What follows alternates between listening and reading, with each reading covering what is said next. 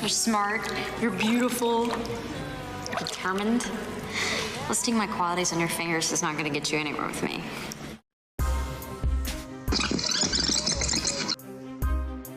My character was obviously the biggest departure from the novel. In the novel, Madame de Tourvel is very religious and virtuous and almost, dare I say, mousy and sort of shy. But it was really important for us, if we were going to take her to a more contemporary level, that she be more of a strong-willed woman, and ultimately decided that she was going to be more of an intellectual. And in that sense, that sort of makes her unattainable, that she sort of thinks with her head instead of with her heart.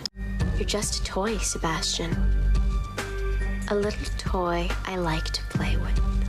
I think as an actor, you're always looking for something to stretch, something that's different, something to sink your teeth into, and that's usually what the evil character sort of offers. At the same time, it's also the hardest challenge because you have a tendency to go over the top. You need to add those layers in there to make her likable or even to redeemable at some point, or to even just to understand the motives behind why the character does what she does. I don't know how to make this any clearer to you. You mean nothing to me.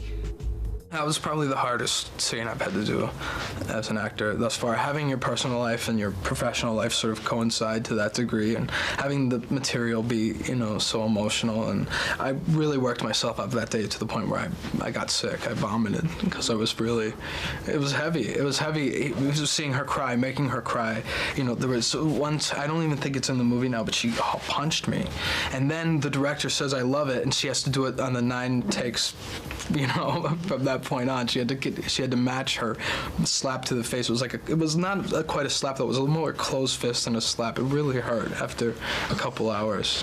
I got so caught up in the emotion of that betrayal that in the middle of one take, I was sobbing so hard that I looked at him and I got so angry and I just hauled off and hit him. And I couldn't believe I did it, and I don't think anybody else could believe I did it because it wasn't in the script. And the director loved it, of course, and said, you know, do it again. And I was like, no, we can't do that again. I hit him really hard.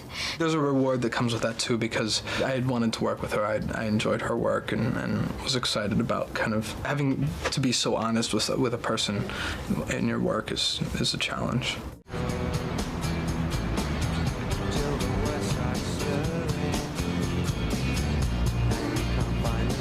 Throughout the production, I kept thinking it's not going to be that big a deal. It's just like kissing anybody, you know, on a job. It's a job. You're not really kissing any of those people. It's your character. And then the day came, and it was the first really beautiful day in New York City in a long time. There was a ton of people in Central Park out for lunch, and it was very, very nerve-wracking. It was my first kiss with a female ever. You know, and Selma was a friend, so that almost made it more awkward. I kept thinking it'd be better, you know, because it's Selma. It was never an attempt, really, to just be a shocking kiss, although it kind of is. But it was just, Cecile, it was a really sweet moment for her. I mean, it was her first kiss, and she was being taught by someone she trusted, not to make too much out of just this, like, little, you know, sexy kiss, but it really showed a lot about both their characters, how trusting Cecile is and how out of it, and, you know, how Catherine's so manipulative and so willing to do whatever it takes to ruin someone's life. I'm impressed. Well, I'm in love. I think ultimately the movie sort of stands in testament to saying it's okay to be vulnerable.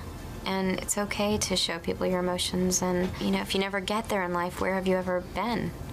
And it's important to feel those things.